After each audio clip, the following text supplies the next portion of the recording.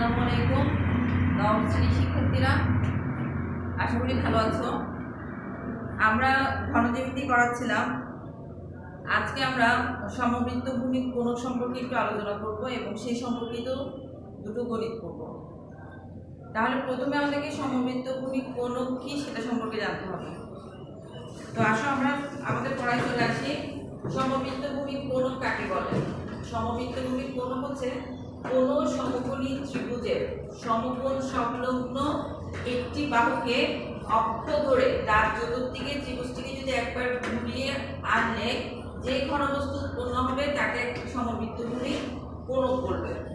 আচ্ছা, এই সমবৃত্ত ভূমিতে একটা আমরা কি আঁকলাম, ছবি আঁকলাম। অথবা তোমরা সমবৃত্ত ভূমির কোণকটা চিন্তা করতে পারো তোমাদের কোন স্ক্রিন, অথবা চিন্তা করতে পারো যে মুড়ি খাও, মুড়ির জন্য যেই কোনাকুনি ভাবে যেই প্যাকেটটা তৈরি করা হয় সেটা হচ্ছে একটা সমবৃত্ত ভূমির কোণক। অথবা আমরা যে অনেক সময় তেল দিই, খালি তেলটা সহজভাবে এক বোতল থেকে আরেক বোতল নেওয়ার জন্য যে চুমোটা ব্যবহার করি, সেটাও এক ধরনের সমবৃত্ত ভূমির কোণক। আচ্ছা, এখন কথা হচ্ছে এই জিনিসটা কিভাবে উৎপন্ন হয়। এখানে আমাদেরকে বললো যে কোনো সমকোণী ত্রিভুজের, তার মানে সমবৃত্ত ভূমিকের সাথে কার সম্পর্ক আছে? সমকোণী ত্রিভুজের সম্পর্ক আছে। কিভাবে সেই সম্পর্কটা আছে? আচ্ছা, প্রথমে তাহলে আমরা একটু সমকোণী ত্রিভুজ আঁকি। এটা হলো একটা সমকোণী ত্রিভুজ। আচ্ছা, তাহলে বললো কোন সমকোণী ত্রিভুজের সমকোণ সংলগ্ন একটি বাহুকে। তাহলে সমকোণ মানে কি? 90 ডিগ্রি, 90 ডিগ্রির সাথে কে কে আছে? 90 ডিগ্রির সাথে লম্ব আছে, 90 ডিগ্রির সাথে কি আছে? ভূমি আছে। সমকোণ সংলগ্ন একটা বাহুকে অক্ষ ধরে তার চতুর্দিকে যদি ত্রিভুজটাকে আমরা ঘুরাই, ধরো এই জিনিসটাকে আমি অক্ষ করলাম, তারপর আমি এইভাবে জিনিসটাকে কি করলাম? ঘুরালাম, ঘুরে আবার ওই বিন্দুতে আসলাম। দেখো একবার যে প্রান্ত থেকে শুরু করছে ওখান থেকে যাত্রা শুরু করে আবার গিয়ে সেখানে পৌঁছেছি। তাহলে নিচে একটা কি উৎপন্ন হয়েছে? বৃত্ত উৎপন্ন হয়েছে। এই যে এটা হলো সেই বৃত্ত, বা একটা তল উৎপন্ন হয়েছে যেটাকে আমরা কি বলছি? সেটাকে আমরা বলছি বৃত্ত। তাহলে দেখো একটা সমকোণী ত্রিভুজ, সেটাকে যদি তার লম্ব বরাবর, তোমাদের হাতে হয়তো তোমাদের ত্রিকোণী সেটে যে জ্যামিতি বক্সে যে ত্রিকোণী সেট থাকে ওইটার মধ্যে যেটা সমকোণী ত্রিভুজের মতো, সেটাকে যদি তোমরা একটু ঘোরাও, আর লম্বটাকে ফিক্সড রেখে যদি তুমি ত্রিভুজটাকে এইভাবে ঘোরাতে থাকো, তাহলে দেখবে একটা কি হবে? একটা সার্কেল তৈরি হবে নিচে, আর উপরেও একটা রাউন্ড শেপের মতো আসবে। তো এইটাই হচ্ছে আমার কি? সমবৃত্ত ভূমির কোণক। মানে আমি এখানে জিনিসটা ধরবো, ধরে এই বিন্দু থেকে জিনিসটা ঘুরে আবার এখানে আসবে, আবার এই, তাহলে তখন তো এই পয়েন্টগুলো ঘুরবে, এই পয়েন্টগুলো ঘুরবে, সেই জন্য এখানে একটা লাইন তৈরি হবে। তাহলে সমবৃত্ত ভূমির কোণক কিভাবে আসলো সেটা আমরা বুঝতে পারছি। আমরা স্কুল খোলা গেলে জিনিসটা আরো মানে চোখের সামনে প্রত্যক্ষভাবে দেখবো ইনশাআল্লাহ। আচ্ছা, এখন দেখো এই সমবৃত্ত ভূমির কোণকের মধ্যে আমরা একটা পাচ্ছি এইচ, মানে কোণকের উচ্চতা, আরেকটা হচ্ছে কি আর ব্যাসার্ধ, আরেকটা হচ্ছে কি তার এর, সেটা হচ্ছে তার হেলানো উচ্চতা। তাহলে আমার এই জিনিসগুলোর মানগুলো কি জানতে হবে যদি আমি সমবৃত্ত ভূমির কোণকের অঙ্ক করতে যাই। তাহলে এখন আসো সমবৃত্ত ভূমির কোণকের যে সূত্রগুলো আছে সেগুলো সম্পর্কে একটু ধারণা নিই।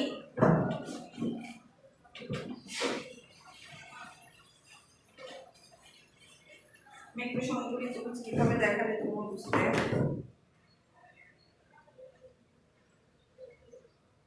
এই যে আমরা সমকোণী ত্রিভুজটা কিন্তু এই যে এভাবে চিন্তা করতে পারি, এই যে এভাবে।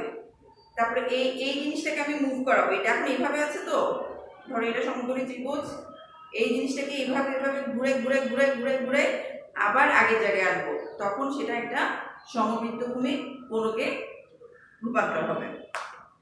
আচ্ছা ঠিক আছে, তাহলে এবার বক্রতলের ক্ষেত্রফল, সমবৃত্ত ভূমির কোণকের ক্ষেত্রফলের সূত্রটা একটু জানবো।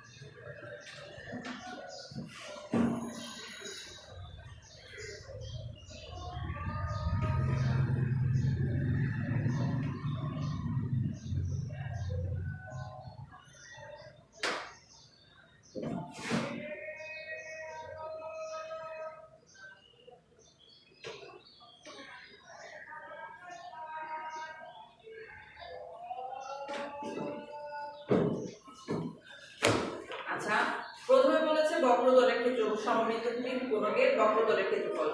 সমবৃত্তভূমি কোণকের মধ্যে আমরা দুই ধরনের ক্ষেত্রফল পাবো, একটা হচ্ছে বক্রতলের ক্ষেত্রফল, একটা হবে ভূমির ক্ষেত্রফল। বক্রতলের ক্ষেত্রফলটা হচ্ছে উপরের পোর্শনটা হচ্ছে কি বক্রতলের ক্ষেত্রফল, আর নিচের পোর্শন যেটা সেটা হচ্ছে আমার কি ভূমির ক্ষেত্রফল।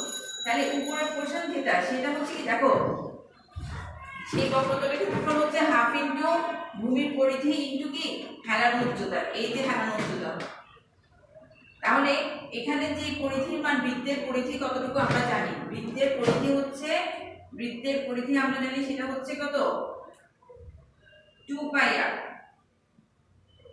কিন্তু দেখো এখানে যে বৃত্তটা থাকবে সেটা আস্তে আস্তে উপরের দিকে আস্তে আস্তে কি হবে, ছোট হতে থাকবে না।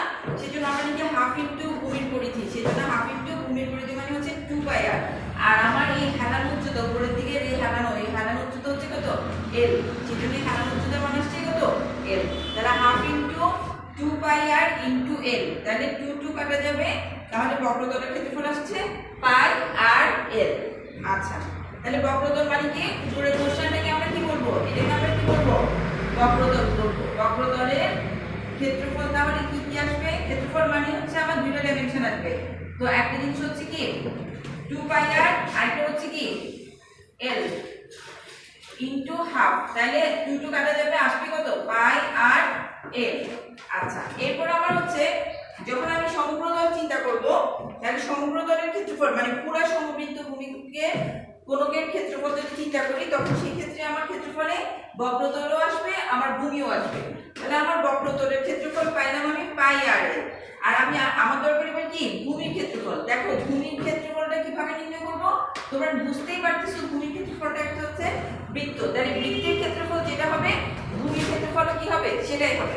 তাহলে ভূমির ক্ষেত্রফল মানে হচ্ছে কি, যেহেতু সেটা বৃত্ত সেহেতু এখানে লিখবো পাই আর স্কয়ার, তাহলে এখান থেকে পাই আর যখন কমন নেব তখন থাকবে l প্লাস r। তাহলে দেখো সমবৃত্তভূমি কোণকের ক্ষেত্রফল নির্ণয় করতে কয়টা অংশ লাগবে, দুইটা অংশ, একটা হচ্ছে কি বক্রতলের ক্ষেত্রফল, আর একটা হচ্ছে কি ভূমির ক্ষেত্রফল। বক্রতলের ক্ষেত্রফল পেয়েছি পাই আর l, আর ভূমির ক্ষেত্রফলটা যেহেতু বৃত্ত সেহেতু ভূমির ক্ষেত্রফল হচ্ছে কি পাই আর স্কয়ার। তাহলে এই দুটো যখন যোগ করে দিব তখন আমরা সমগ্রতলের ক্ষেত্রফল পাবো, সেটা হচ্ছে কি পাই আর l প্লাস পাই আর স্কয়ার, পাই আর কমন নিলে l প্লাস r হবে। এরপরে আসো এই জিনিসগুলো ডেরিভেশন দেখাবো, যখন আমরা স্কুলে আসবো তখন আমরা এই জিনিসগুলো দেখাবো যেখানে কিভাবে এই জিনিসগুলো আসছে।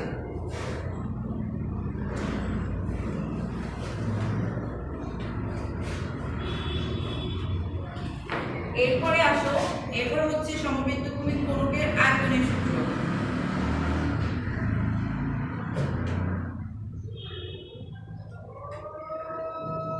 কোণকের আয়তন সমান সমান হচ্ছে 1/3 by r square h। 1/3 by r square হচ্ছে আমার আয়তনের সূত্র। এই ডেরিভেশনটাও তোমরা ইন্টারে গেলে এই জিনিসগুলো পাবা, এগুলো ইন্টিগ্রেশনের মাধ্যমে করা হয়, ক্ষুদ্র ক্ষুদ্র অংশকে একসাথে করে এই টার্মগুলো আসে, সেখান থেকে আমি 1/3টা পাবো। এগুলো আমরা ভবিষ্যতে আস্তে আস্তে জানবো। এখন আপাতত মনে রাখবে যে সমবৃত্তভূমি কোণকের আয়তন হচ্ছে 1/3 বাই r স্কয়ার h। দেখো তো সমবৃত্তভূমি কোণকের আয়তনটা কার সাথে সম্পর্কিত, সিলিন্ডারের আয়তনের কথা মনে আছে, সিলিন্ডারের আয়তনের সূত্র হচ্ছে পাই আর স্কয়ার h, সিলিন্ডারের আয়তন হচ্ছে পাই আর স্কয়ার h।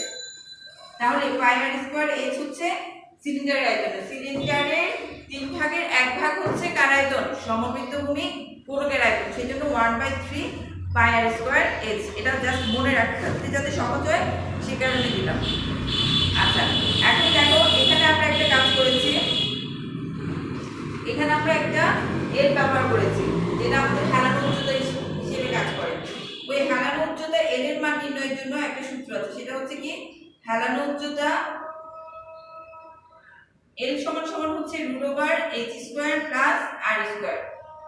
উচ্চতার বর্গ আর ব্যাসার্ধের বর্গের সমষ্টির বর্গমূলের মান হবে l এর মান। সেটা কিভাবে, দেখো এই যে লম্ব যে আঁকলাম, এই যে এখন এখানে কি উৎপন্ন হলো, সমকোণী ত্রিভুজ উৎপন্ন হলো না। তো সমকোণী ত্রিভুজ উৎপন্ন হলে আমরা জানি কি অতিভুজ স্কয়ার সমান সমান কি ভূমি স্কয়ার যোগ কি লম্ব স্কয়ার। তাহলে এই সমান সমান কি আসবে, এই সমান আসবে √r² প্লাস কি হবে h²। সেখান থেকে আমরা এল এর মানটা পাবো। আচ্ছা, তাহলে এখন সমবিন্দু ভূমিকের গণিতগুলো করার জন্য যে সূত্র লাগবে এগুলো মোটামুটি আলোচনা করে ফেলেছি। আমি আবার বলছি তোমাদের সুবিধার্থে, সেটা হচ্ছে একটা হলো হেলার উচ্চতার সূত্র ব্যবহার করেছি, সেটা হচ্ছে L সমান √h² প্লাস r²। তারপর আলোচনা করেছি বক্রতলের ক্ষেত্রফল। বক্রতলের ক্ষেত্রফলের সূত্র হচ্ছে পাই আর এল। এরপর আমরা আলোচনা করেছি সমগ্রতলের ক্ষেত্রফল। সমগ্রতলের ক্ষেত্রফলের সূত্র হচ্ছে কি পাই আর ইনটু আর প্লাস এল। এরপর হচ্ছে আমাদের কি সূত্র, আয়তনের সূত্র। আয়তনের সূত্র কি 1/3 পাই আর স্কয়ার এইচ। আচ্ছা, এবার আসো আমরা চলে যাই আমাদের বইতে। প্রাথমিক আলোচনা শেষ, এখন তোমরাই অঙ্ক করতে পারবে।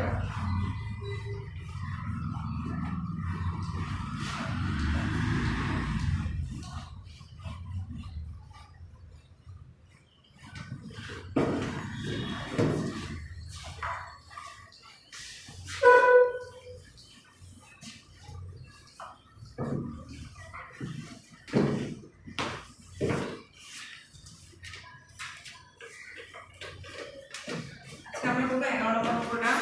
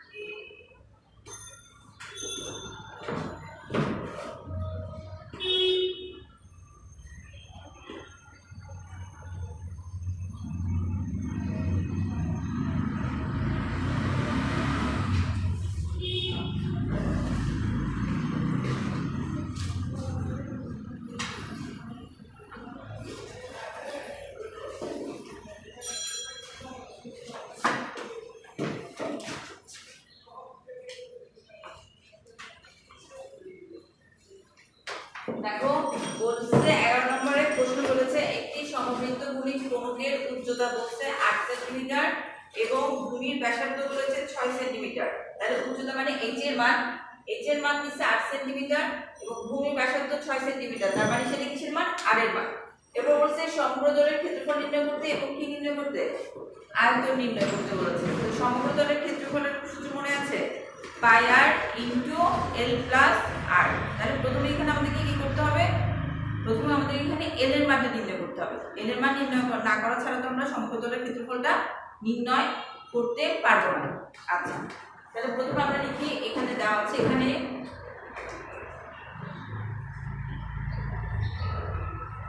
দেওয়া আছে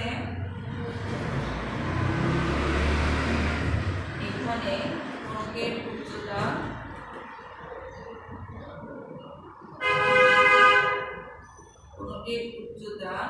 h সমান 8 সেন্টিমিটার এবং ভূমির ব্যাসার্ধ r সমান হচ্ছে 6 সেন্টিমিটার। আমরা জানি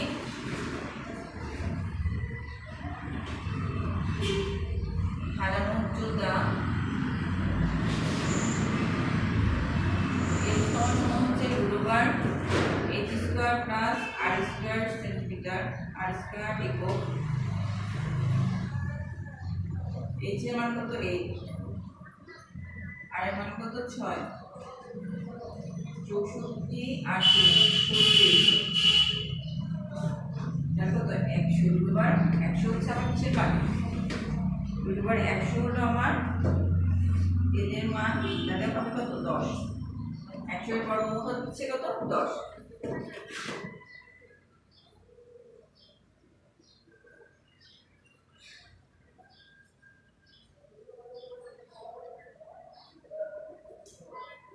তাহলে হেলানো উচ্চতার মান এর সমান আসছে 10 সেন্টিমিটার। এরপর সমগ্রতলের ক্ষেত্রফলের সূত্রটা ব্যবহার করি আবার। আমরা জানি সমগ্র তলের ক্ষেত্রফল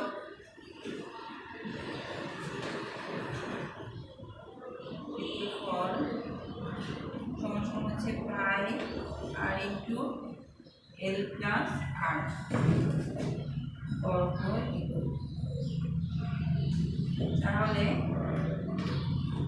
পাই আর এর মান কত 6 ইন্টু 6 এর মান কত 10 প্লাস কত 6 বর্গ সেন্টিমিটার। এটা কত 6 পাই 10 আছে কত 16 96 পাই 96 কে যদি পাই দিয়ে গুণ করি তাহলে কত আসবে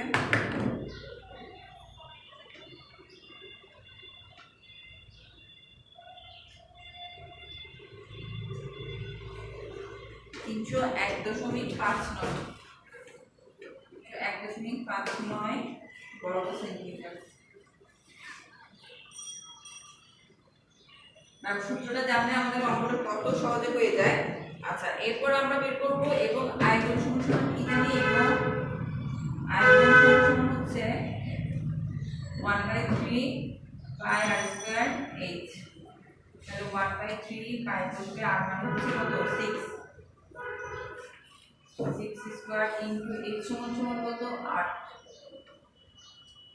তাহলে 1/3 পাই গুণন 6/36 গুণন 3 8। তাহলে 36 যদি 3 দিয়ে ভাগ করি কত 3 বার 36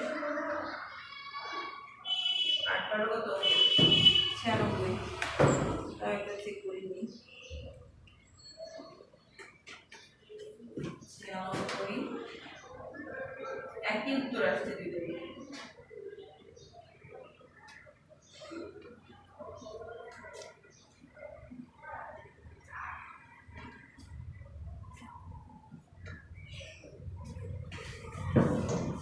তাহলে দেখো আমরা সমগ্রতলের ক্ষেত্রফলের সূত্রের মাধ্যমে সমগ্রতলের ক্ষেত্রফল নির্ণয় করে ফেলেছি, আয়তনের সূত্রের মাধ্যমে আয়তনের বের করে ফেলেছি।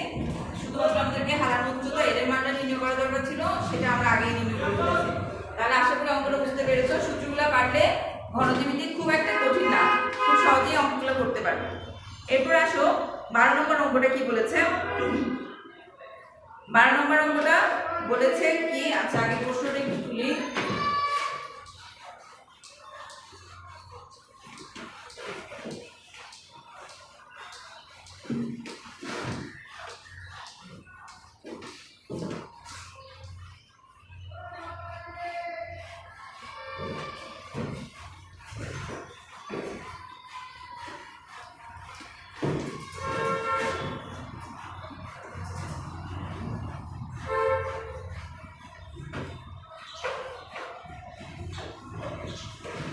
আর আমরা অঙ্কটা আমি করবো না, তোমাকে একটু দেখাই দিচ্ছি, বুঝাই দেবো।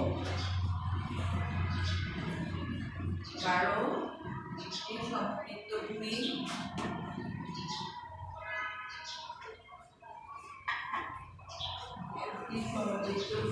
কোণকের উচ্চতা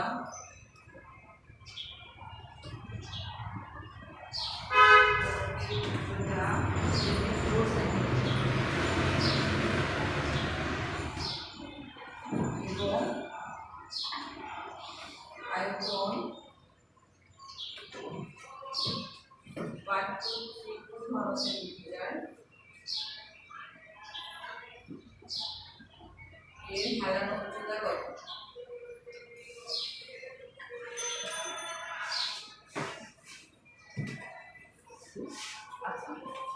একটি সমবৃত্ত ভূমির কোণকের উচ্চতা দেওয়া আছে, আয়তন দেওয়া আছে, হেলানো উচ্চতা নির্ণয় করতে বলেছে। তাহলে হেলানো উচ্চতা মানে হচ্ছে কিসের মান নির্ণয় করা?